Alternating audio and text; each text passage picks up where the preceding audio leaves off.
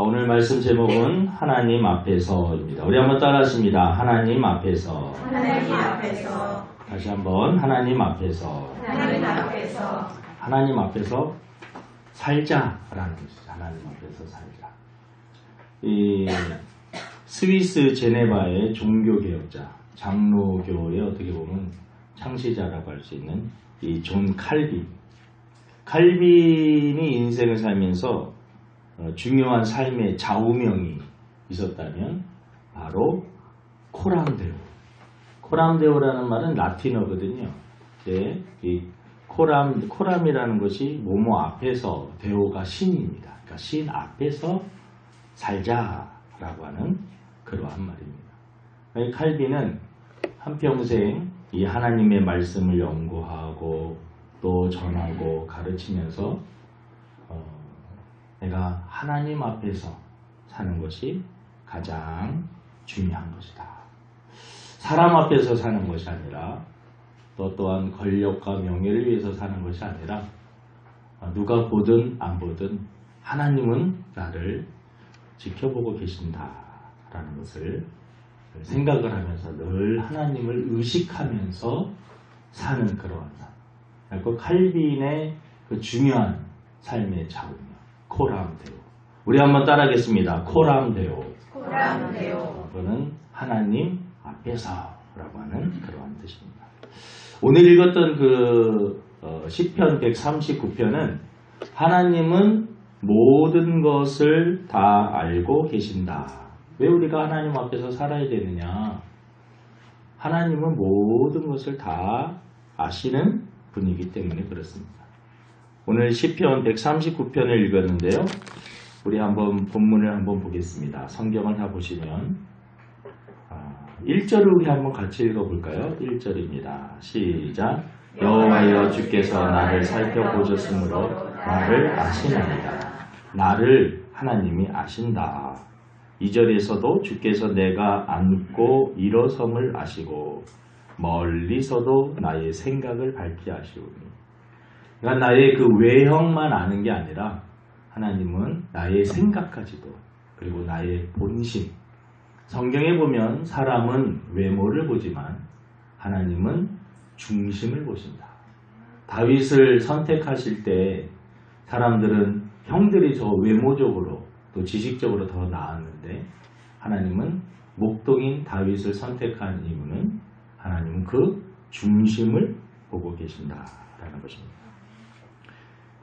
7절을 우리 한번 읽어보겠습니다. 7절을 읽어보니까 시작. 내가 주의 영을 떠나 어디로 가며 주의 앞에서 어디로 피하리까.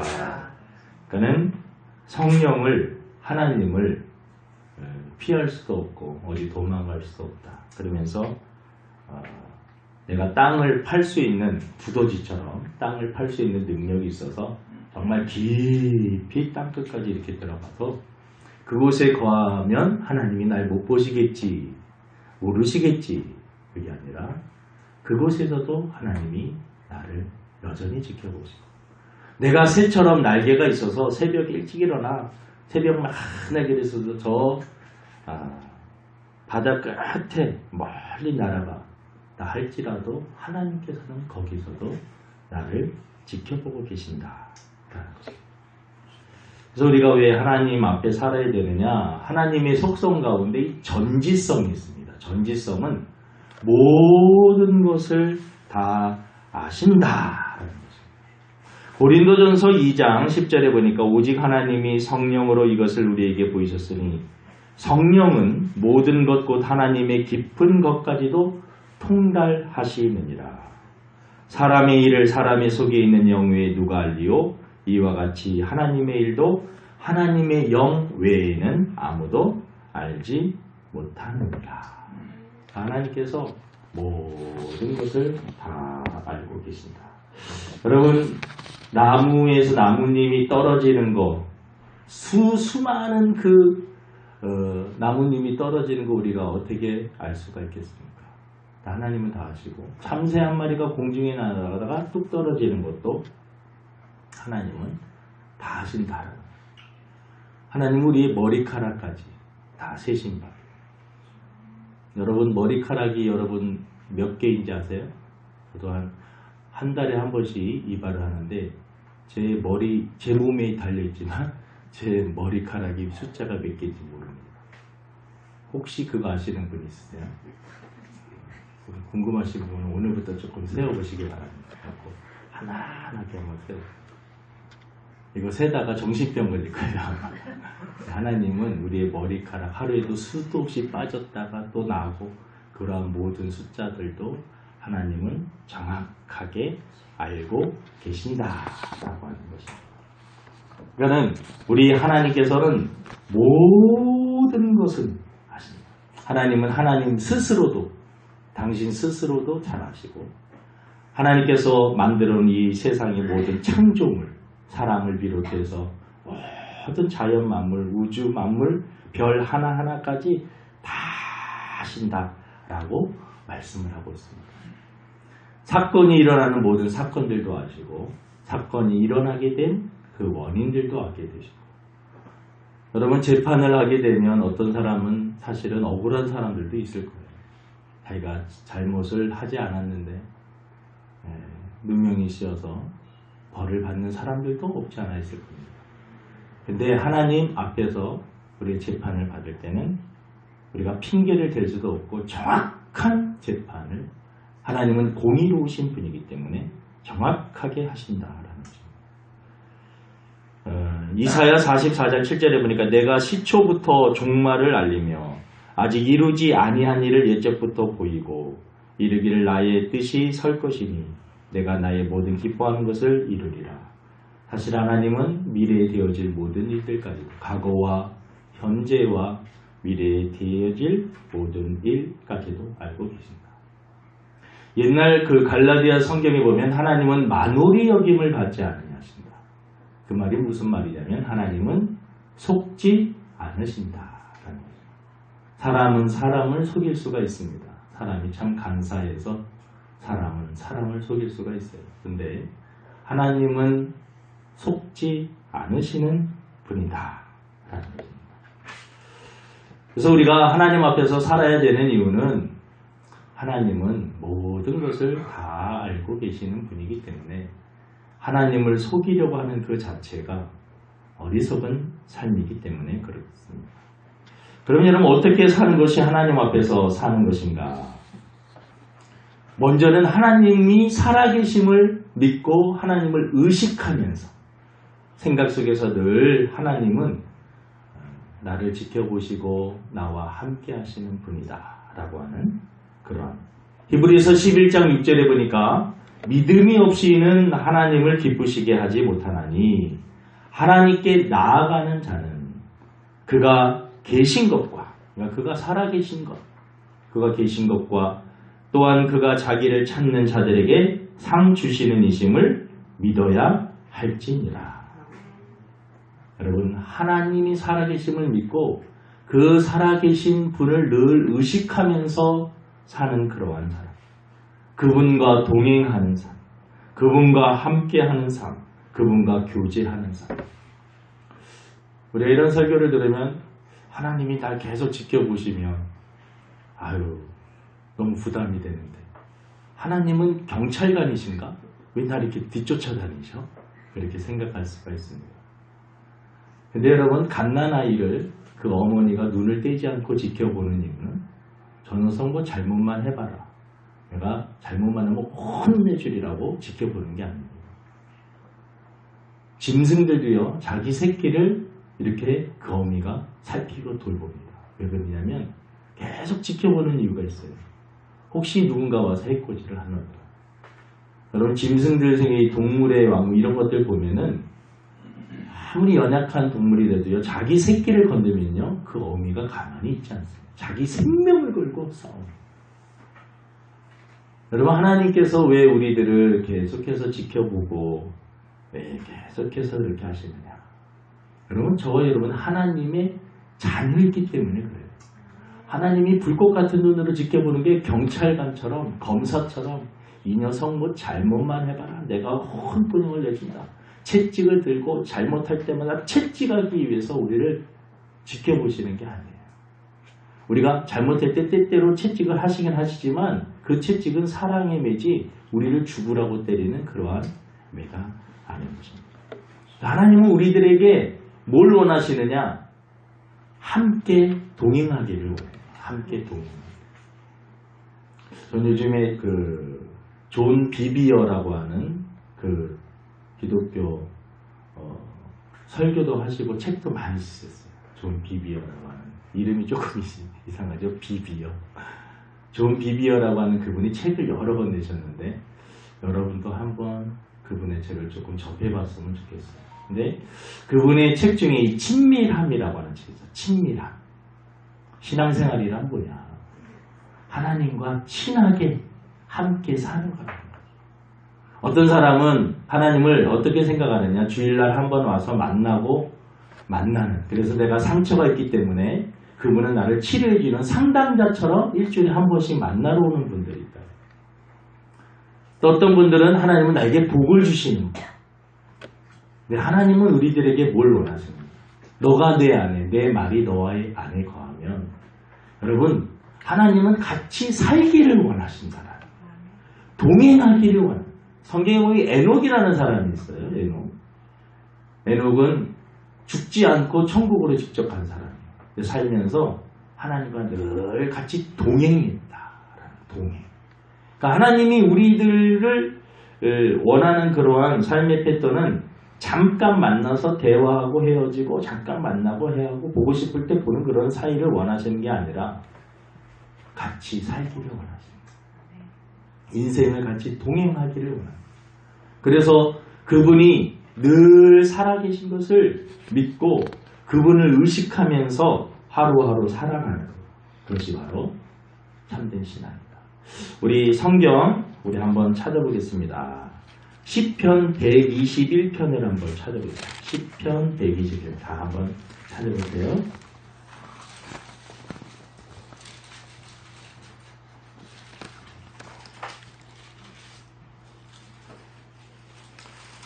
우리 3절부터 우리 한번 마지막 절까지 한번 읽어보겠습니다. 제가 앉아 읽고 여러분들이 앉아 읽을게요. 시편 121편 3절 여호와께서 너를 실족하지 아니하게 하시며 너를 지키는 이가 졸지 아니하시리로다.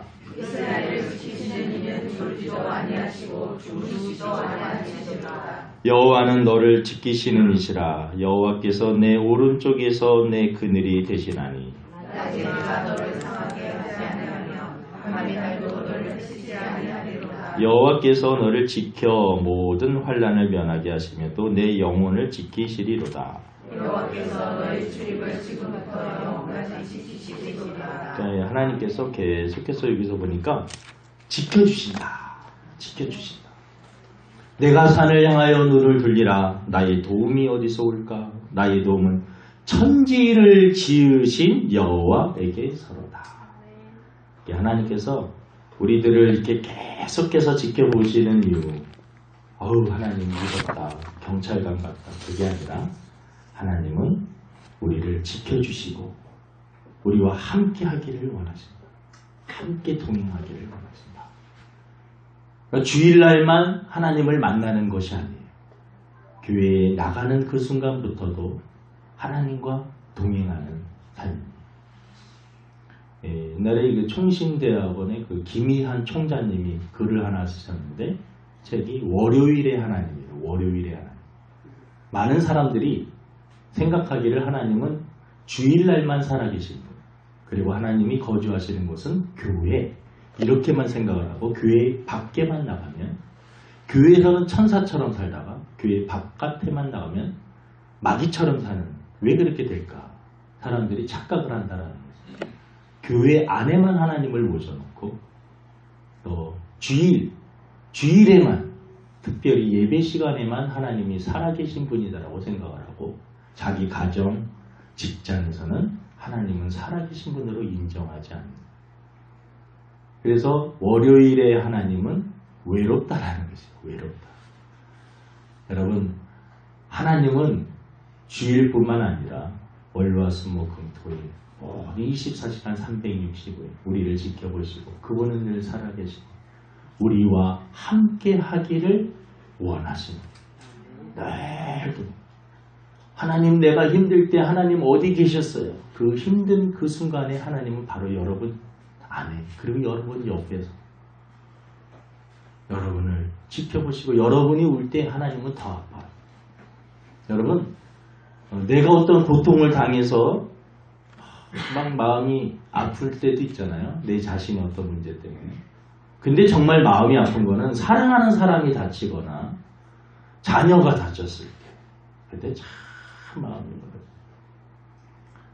어려워요. 우리 교회가 사실 여기가 예전에는 그 교육관으로 썼고 옆 건물의 지하가 이제 성전으로 썼었잖아요. 근데 옆 건물에 성전했을 때 우리 예진이가 조금 어렸을 때 그 계단을 내려올 때 저 이렇게 손잡이가 이렇게 없어갖고 아이가 내려오면서 떼굴떼굴 굴렸어요.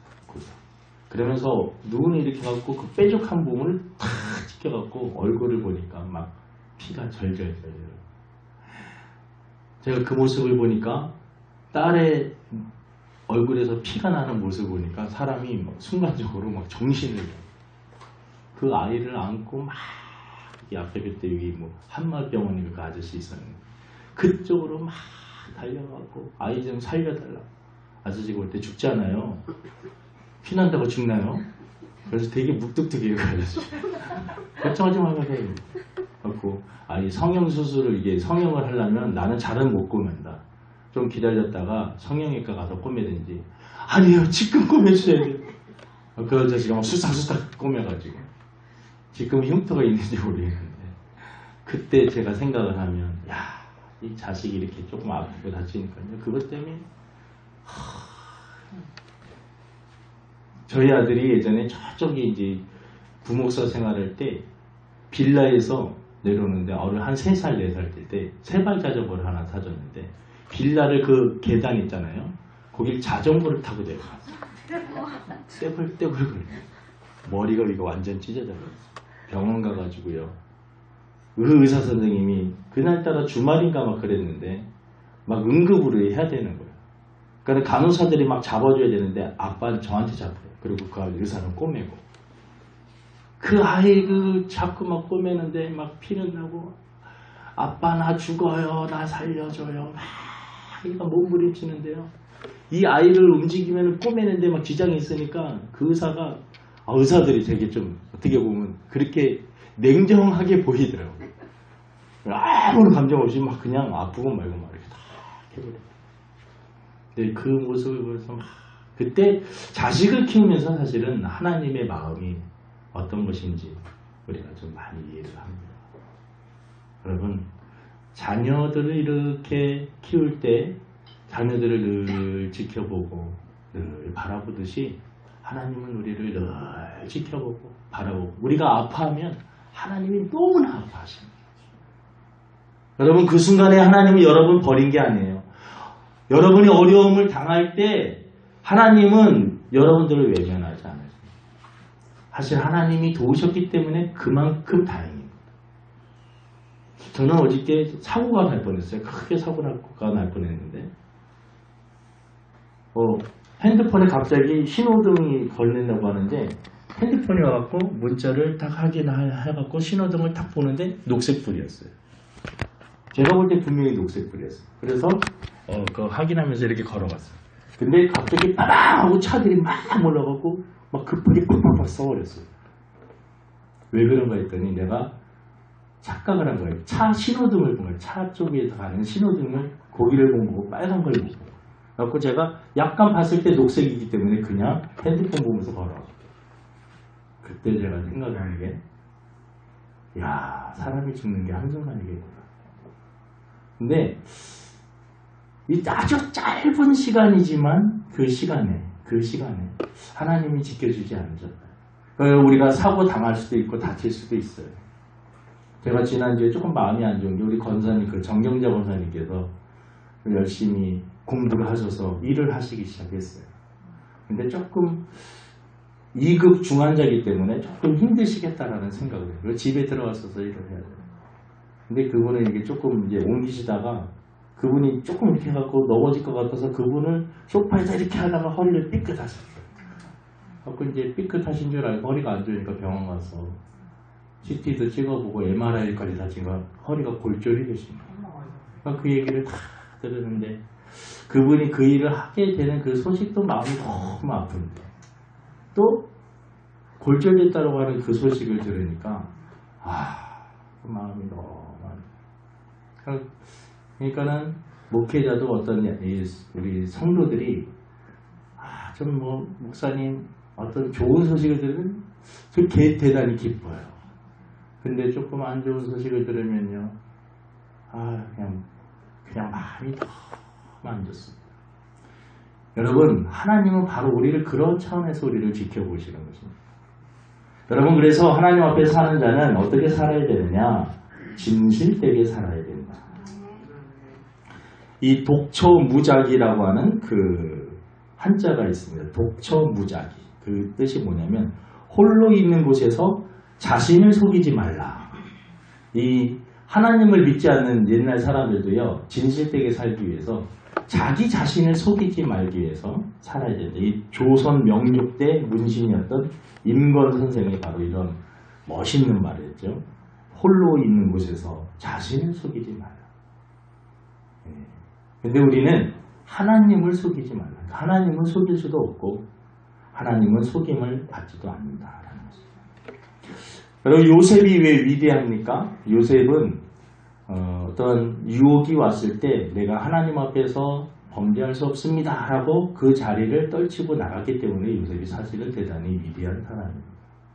하나님 앞에서라고는 하나님을 의식하면서 살았다라는 것이죠. 성경에 보면 여호수아에 보면은요, 여호수아가 모든 전쟁에서 다 이겨요. 전쟁에서 다 이깁니다. 근데 전쟁 딱 하나만 지. 아이성 싸움에서만 지. 아이성 싸움에서 왜 졌느냐? 하나님, 여호수아가 하나님 저와 함께 해주신다고 하셨고 모든 거 승리하게 해주신다고 했는데 아이성 전쟁에서 왜 졌습니까? 거기에 제약이 있다. 하나님께서 그 성을 전쟁에서 전리품들이 있으면 그걸 하나님 앞에 온전히 드려야 되는데 아간이라고 하는 사람이 욕심이 나니까 외투 한 벌, 외투가 너무나 멋있는 외투가 있고 200세겔의 그러한 금, 그러한 또 은 이런 것들이 욕심이 나서 그걸 원래 숨겨놓은 거예요. 하나님께서 다 온전히 전리품을 하나님 앞에 드리라고 했는데 누군가가 숨긴 겁니다. 그 누군가 숨긴 거를 모르니까 다 지파마다 12지파마다 제비를 뽑는 거예요. 갖고 탁 보니까 유다 지파에서 또 그 지파 족장들 그 대표들마다 또 나와서 보니까 또 세라의 증손이, 그 다음에 삭디 아들이 또 뽑히고, 그 다음에 딱 보니까 갈미 아들 아간이 딱 뽑히는 거예요. 아간에게 여호수아가 물어보니까 그가 그러한 죄를 진 거예요. 그를 그래서 아골 골짜기, 그 골짜기에서 돌로 쳐 죽이고, 그리고 그 아이성 전쟁에서 다시 승리하게 됩니다. 제비를 뽑을 때 누가 선택? 하나님께서 그냥 사람들이 무작위로 뽑는 거지만 정확하게 이건 뭘 의미하냐면 하나님은 모든 것을 다 아시는 분이다. 사도행전에 보면 아나니아와 삽비라고 하나님 앞에 드려야 되는데 욕심이 나서 어느 정도 숨기고 하나님 앞에 드리긴 드렸는데 온전히 드리지 못했어요. 베드로가 성령을 속였다라는 그가 그 자리에서 즉사를 하게 돼요. 아나니아 삽비라고. 그러니까 하나님은 모든 것을 알고 계신다 라는 것을 우리가 기억을 하고 하나님 앞에 진실되게 사는 것이 바르게 사는 겁니다. 여러분, 하나님 앞에서 산다는 것은 하나님의 말씀에 절대적으로 순종하면서 살겠습니다 라고 하는 그러한 말입니다. 하나님이 전능하신 분임을 믿고 그분의 이 말씀이 가장 진리임을 믿고 그분의 말씀에 전적으로 승리하면서 순종하면서 그렇게 사는 삶. 또 마지막 하나는 하나님 앞에서 거룩하게 사는 삶입니다. 거룩하게. 하나님이 가장 기뻐하는 일은요, 하나님과 함께 살면서 하나님을 닮아가는 거예요. 옛 마귀의 속성, 세상의 어떤 욕망들을 서서히 버리면서 예수님을 서서히 닮아가면서 하나님의 속성, 거룩함을 닮아. 성경에 보면 레위기가 있잖아요. 창세기, 출애굽기, 레위기. 레위기의 총 주제는 뭐냐면 성결입니다. 다른 말로 거룩입니다. 하나님께서 제사 하나하나를 드릴 때마다 얼마나 온 정성이 필요한지 몰라요. 그리고 원하시는 것은 거룩함입니다. 깨끗함입니다. 존 오웬이 그 천교도 신학자 중에 대표적인 신학자가 존 오웬이에요. 존 오웬이 쓴 재죽이기라고 하는 그런 책이 있어요. 우리가 성령 안에서 우리에게 일어나는 모든 죄악들을 다 죽이고. 아까 제가 말씀드렸던 존 비비어의 그 작가가 그분이 이제 쓴 책을 읽어보니까 어떤 집회에 이렇게 딱 갔는데 청소년들하고 또 어른들이 많이 있는데 기도를 막 하고 그 집회를 위해서 준비하는데 하나님께서 그런 마음을 주시더래요. 어떤 마음이냐면 이번 집회에는 전에 보지 못했던 놀라운 역사들이 일어날 것이다. 그런 마음을 자꾸 주시더래요. 그거 존 비비어 그 목사님 기도하면서. 근데 하나님께서 그런 말씀을 하셨어요. 금식을 선포하라. 금식. 40일 금식을 선포해. 근데 거기는 학생들도 있고 그 사람들도 있고. 그러니까 사람들이 물어요. 40일 동안 어떻게 굶습니까? 그러다가 사람 죽기라도 하면 어떻게 합니까? 근데 여기서의 금식은 밥을 굶으라는 것이 아니라 자신이 생각할 때 하나님 앞에 제된 것, 그것을 40일 동안 끊는 것. 어떤 사람은 하나님보다도 핸드폰을 너무나 사랑하는 40일 동안 핸드폰을 한번 전화 오는 거 그런 걸 봤지만 내가 핸드폰을 한번 금식하듯이 핸드폰을 끊어. 어떤 사람은 TV 드라마가 너무나 좋아요. 드라마는 나의 목자심이 내게 부족한 것을 이룬다.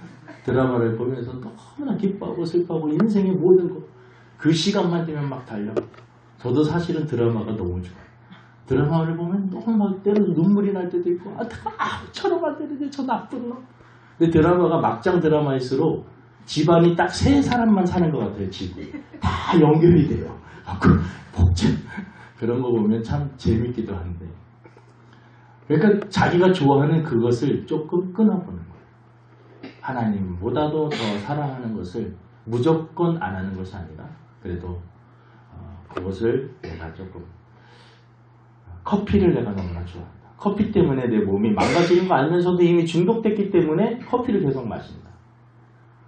저는 지금 끊었다가 또 먹게 되고 그러면서 아이고 또 실수. 또 오늘부터 또 시작해야지. 또 한 3일 안 먹다가 또 먹게 되고 막 이렇게 되는 그런 모습이 있어요. 그래서 자기가 막 조금 하나님 앞에 꺼림칙한 거 있잖아요. 그런 것들을 하나님 앞에 기도하면서 싸우면서 끊어보라고. 우리의 몸이 신기하게 또 자꾸 습관이 끊이고 다른 좋은 습관을 들이게 되면 몸이 또 그렇게 변하는. 그 과정이 되게 힘들긴 하지만 그래서 그 과정을 통해서 선포를 하고 존 비비어 목사님이 집회를 했는데 어린아이들이 성령을 체험하고 하나님의 임재를 체험하고 그 교회는 특별히 막 보수적인 그러한 교회여서 성도들이 막 소리내서 찬양하고 기도하고 그런 분위기도 아니었는데 그 어린아이들이 막 통곡하며 울고 불고 막 하나님께서 만져주시는 그런 것을 체험하는 역사를 하나님 앞에 거룩하게 하나님이 기뻐하시는 것을 차단하고 끊고 하나님을 바라보았을 때 하나님께서 그 안에 그 그릇 속에 부어주시는 은혜가 있었다라는 말씀을 마치려고 합니다. 여러분 하나님 앞에서 우리 하나님은 저와 여러분 다 알고 계십니다. 그래서 하나님을 늘 의식하면서 그분 앞에서 그분이 날 지켜보시니까 무서워요. 그게 아니에요. 사랑의 눈으로 우리를 지켜보십니다. 진실되게 순종하면서 그분과 함께 동행하는 거룩하게 사는 저와 여러분 되기를 주님의 이름으로 축원을 드립니다. 하나님 아버지, 저희들 하나님을 믿는다고 하면서도 교회만 떠나면 세상 사람들과 별 다를 것이 없이 살았다가 또 일주일 죄 짓고 살다가 주일날 와서 회개하는 삶을 반복하는 것은 아닌지 하나님 저희들의 삶을 용서하여 주시고 이제 하나님이 진정 원하시는 것은 하나님이 우리와 함께 동행하기를 원하시고 우리가 하나님처럼 하나님을 닮아가기를 원하시고 하나님 앞에서 살기를 원하시는 줄로 믿습니다. 하나님 앞에서 살아가게 하여 주시고 사람들이 나를 몰라주고 사람들이 나를 이해하지 못하고 때로는 사람들이 나를 왜곡하고 나를 잘못 생각한다 할지라도 우리가 하나님 앞에서 진실되게 또 사람들을 사랑하면서 살 수 있는 저희들이 되게 도와주옵소서. 감사함이 예수님의 이름으로 기도드립니다. 아멘. 우리 찬송가 다시 한번 보도록 하겠습니다.